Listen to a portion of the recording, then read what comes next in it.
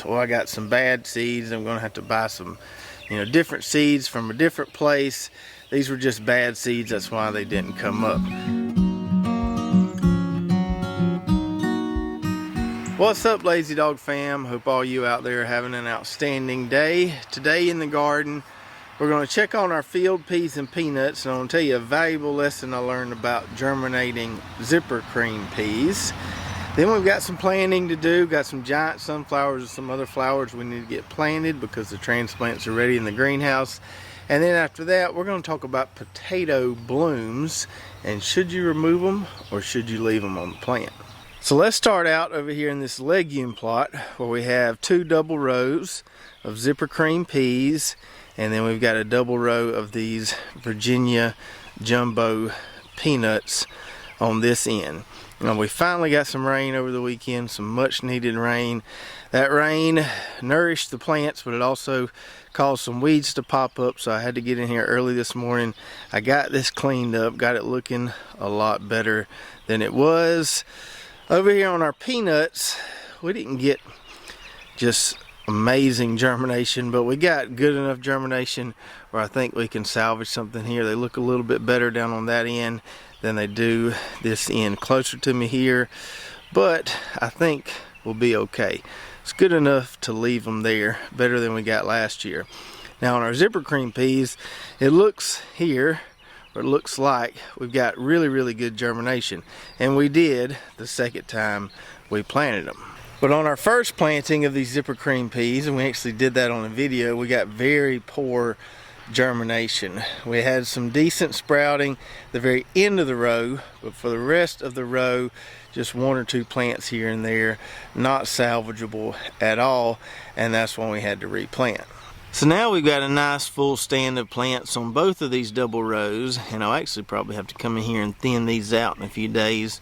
We'll probably thin them out to 1 plant every 2 inches or so. I like to plant them thick so they'll make a nice little canopy and shade any weeds.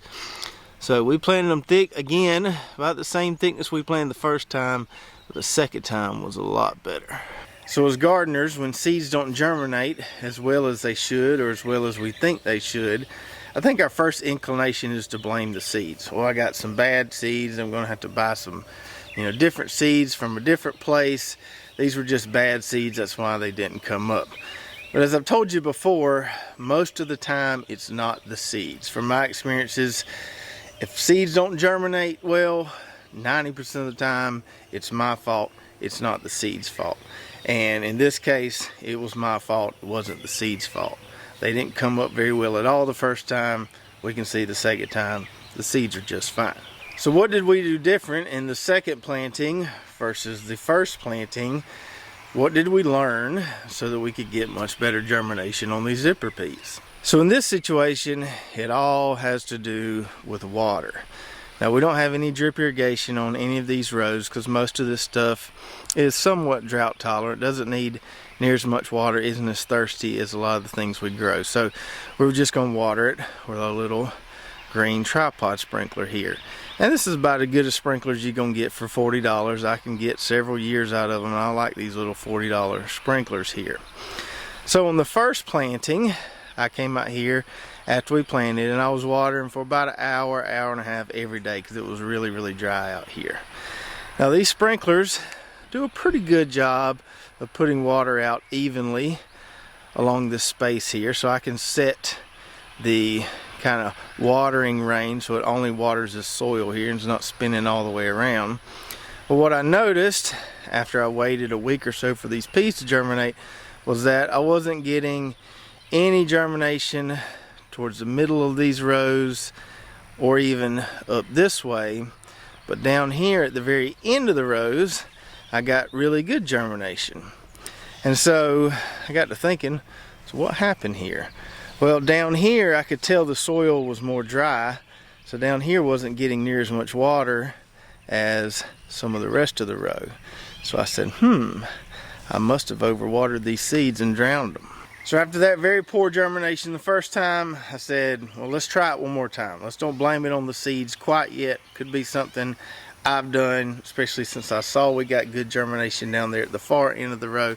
So I planted them thick again, and this time I only ran the sprinkler for about an hour after planting, then I waited 2 or 3 days, and then I watered them again for probably another hour with that overhead sprinkler, and that's all the water I give them.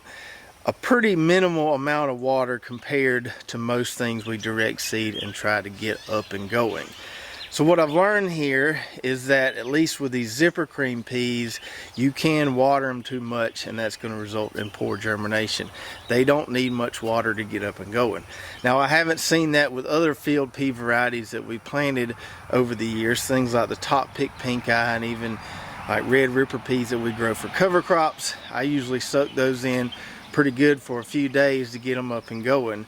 With these, they seem to be real sensitive to too much water. So that's a lesson learned for us, and we'll kind of put that in our memory bank. If we plant zipper peas again, we know just give them a little bit of water. They don't need a whole lot to germinate, and if you give them too much, you're not going to have a very good stand.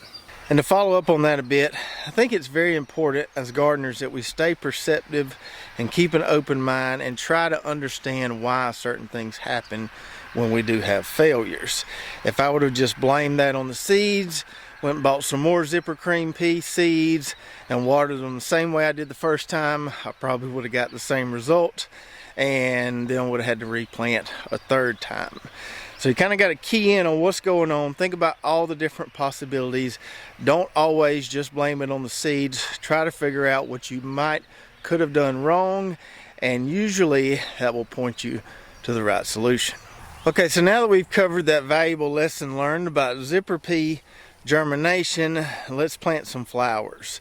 So we always like to interplant flowers in our vegetable garden plots because it's going to bring in pollinators, hopefully bring in beneficial insects. It looks pretty. There's lots of reasons to do it, and we've got a lot of heat tolerant flowers that we're going to be planting today. We have to be careful. Some things we can't get away with planting, or we can plant them in the spring, but by the summer they'll be toast. So we like to go for things that can hang during our summer heat and humidity down here in South Georgia. So we've got an entire 162 cell tray full of all kind of good heat tolerant flower varieties. And as you can see here, we've got roots coming all out the bottom there. These things are long overdue and needing to be planted today. And we've got a decent amount of open space here to work with. So this open space you see is where we had some broccoli, cauliflower, collards, Portuguese kale. During the fall, that stuff started bolting when it got warm, so we pulled it up, got it cleaned up, and it's ready to plant now. Still have some of this, I think it's called Darkabor curly kale right here, that's hanging in there amazingly. I cut off the drip lines or disconnected the drip lines. This really hasn't got any water, and we didn't have any significant rain for 2 to 3 weeks. It just hung in there, not showing any signs of bolting. We've still been eating a lot of this stuff. Now the lacinato kale down there on the end is bolting. We need to pull it up. This stuff here is hanging in there remarkably, so we're going to leave it there. We've got this space we can fit in at least probably 3 if not 4 rows of flowers, and we've got our garlic over here that we'll be pulling up another row of pretty soon. That's where sweet potatoes are going to go when the garlic is done. So we'll have sweet potatoes there, we'll have flowers here in a minute, and we'll leave that curly kale there just till whenever. We'll just keep eating it until it goes away or bolts or whatever. And then back to our tray here, these really tall plants are sunflowers. These are giant sunflowers. Seeds were sent to us by Heavenly Hills Homestead. We've got one that was supposedly the Minnesota state record at one point, and then we've got a lot more of the West Virginia state record, so those should be fun to try.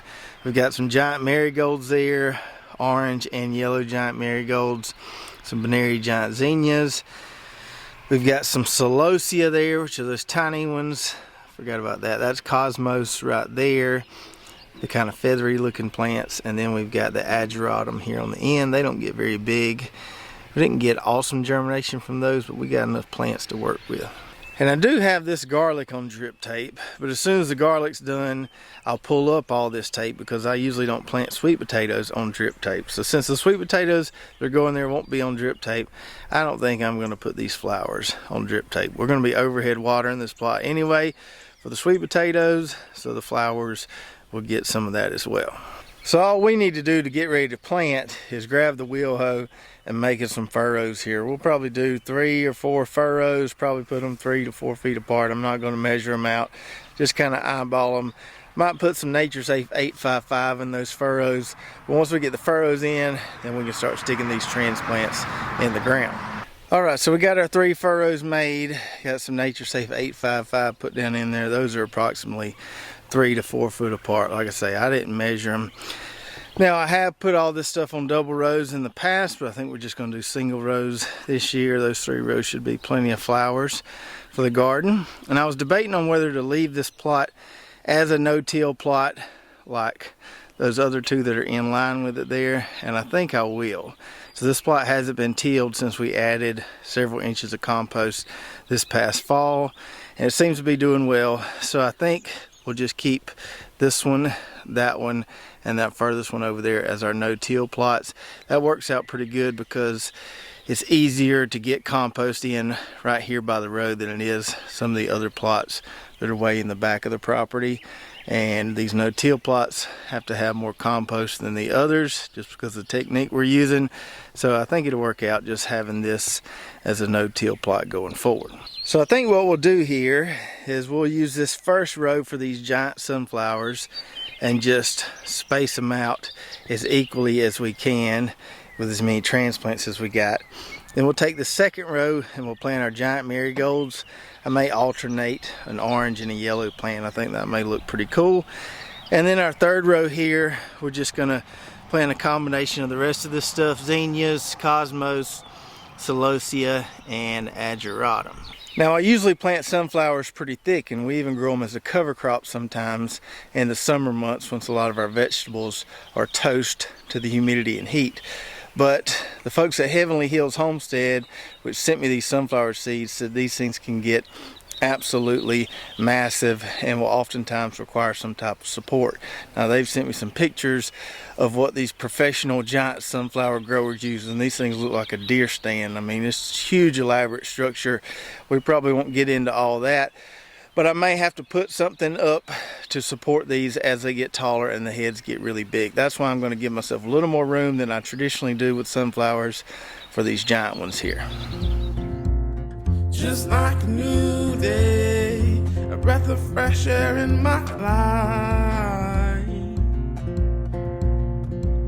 I don't know how, don't know why, but I'll be toasting all my life. Okay, so we got everything laid out here. We spaced the sunflowers as evenly as we could along the row there, probably every, I don't know, 3 feet or so. Not going to get too exact with it. And we've got our marigolds here. I did alternate orange and yellow, so that should end up looking pretty cool. And then for this row, we're going to stack things in here really, really thick. We got our zinnias on the end there. We're going to plant those close. Same thing with the cosmos, the celosia, and then the ageratum. I didn't pull all those out yet because I'm going to have to fish some of those out with my knife to finish out this row here. But we're ready to plant now. Oh, it's sweeter the first time around. Oh, it's sweeter the time here and now. All right, all right, all right. We got them all in. This row right here we got planted real thick. Hopefully not too thick. Nothing on this row should really need any support. We can prune it back and keep it at a moderate height so it won't fall over. The zinnias down there on the end, once they start putting on their first bloom, I'll show you a little trick to get them to bush out a little bit more so they don't fall over. Now these giant marigolds that we grew this past fall, they will need some type of support. Maybe we can just heal them like we did in the fall, and that'll be good enough. I've heard of folks even use the Florida weave on these guys, but they make really big blooms and they get a little top heavy if you ain't careful. So we'll keep a close eye on them. And then for these giant sunflowers, we're probably definitely going to have to do something with these guys. I'm thinking maybe a T-post with a bamboo extension on it and just kind of tie it to that. We'll see what we come up with, but I know we're going to have to do something. Now I've got to go get the overhead sprinkler and put some water on these ASAP. Some of those transplants, they're suffering a little bit. It is blazing out here today and I'm starting to smell ripe. Alright, so we got the sprinkler running on them flowers over there, and I'm going to need a sprinkler on me before too long as well. But now for a little tater time, tater talk. And before we get into this, y'all just disregard all those weeds in my taters. Just act like they ain't even there. This is one of the plots I haven't got around to cleaning up after that rain. That rain sure makes these weeds just pop out of nowhere. But I'll get it cleaned up this afternoon.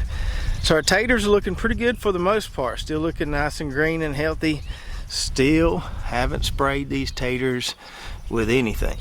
And that goes back to that mustard cover crop. Been trying to tell y'all, if you've got bad issues with tater pests year after year, grow you some mustard before you plant your taters.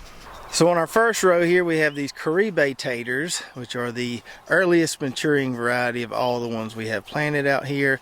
They're not showing any signs of dieback, which tells us they're getting close to ready to harvest. Not showing any signs of dieback yet, but I presume we may start to see some of that in the next few weeks. These plants aren't massive, but we're not trying to grow tater plants, we're trying to grow taters. So hopefully there's some good taters beneath those pretty plants there.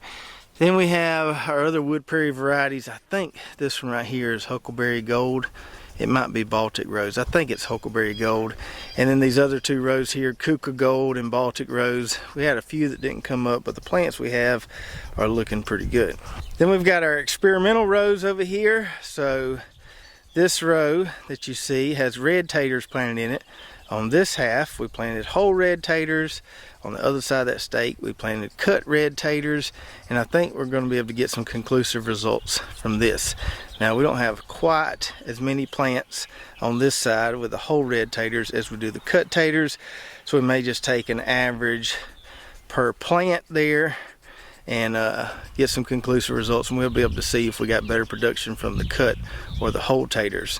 Now our Kennebec experimental row is not going to be conclusive at all. Most of these whole Kennebecs didn't come up. We got a few plants there on that side and some of the cut ones come up, but not enough plants to really make a determination as far as cut versus whole, which is better. Then we have our German butterballs over here. We planted all whole taters on both sides of this row. I'll cover that mess in just a minute.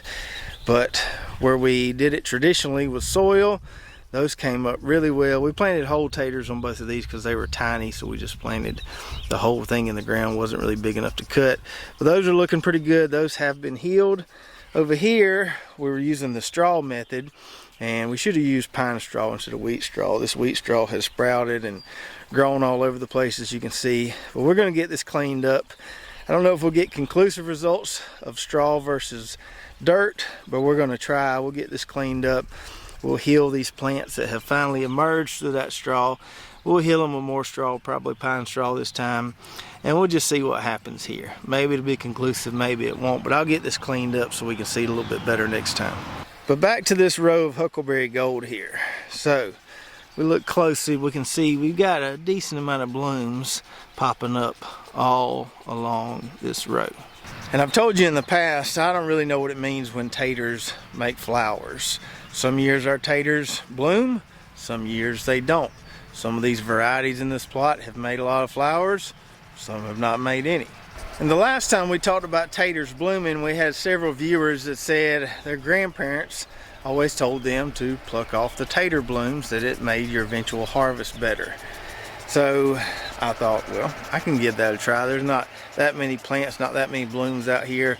So I started plucking off a few of them. Then we had another viewer send me a link to this scientific paper right here, which actually did a study comparing the yield of potatoes from plants where the blooms were plucked off versus where the blooms were just left there. Now this particular study was done in Ethiopia, but the results should still ring true in our backyard gardens. So what they found was that when you do pluck the blooms off, you do end up getting a better yield. Obviously this is not feasible on a huge scale, but on a small scale like we have, it is feasible. They also looked at plucking the blooms off right when they're budding versus plucking the blooms off when the flower is opened up completely. And they found that plucking them off right when they're budding gives an even better harvest than plucking them off after they flowered. So the more proactive you are about plucking off any flowers or what will become a flower, plucking those off as soon as you see them appears to give you a better yield based on the results of this study. Now, the difference in yields of plucking flowers and not plucking flowers is not huge, but there is some difference there, and it may mean the difference between getting, 15, 20 more taters in a little row like this. Now, I haven't found any studies out there contradicting what this particular study says, so I'm going to take it for its word. And I'm going to start plucking off my flowers. I'm going to definitely pluck off the flowers I see, but I'm also going to pluck off those ones that haven't opened up yet. And hopefully it pays off for us. Not going to take us long to do it all, but I'm just going to come out here every few days and start removing anything I see that looks like it could become a flower. And if you have any thoughts on this or personal experiences on this, plucking tater flowers versus leaving them, please do share with us in the comments below so we can all learn from one another.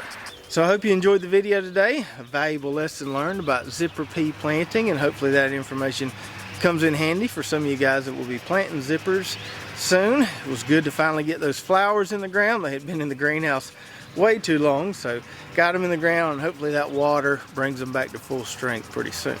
And as I mentioned in that last video, don't forget to order your sweet potato slips. If you're planning on planting sweet potatoes this late spring or summer, you can use our affiliate link below. If you're watching on YouTube, we have an affiliate link to Steel Plant Company. I've already got mine ordered. I'm planting Georgia Jet, Orleans, and the Bunch Puerto Rico variety. I'm gonna do one row of each.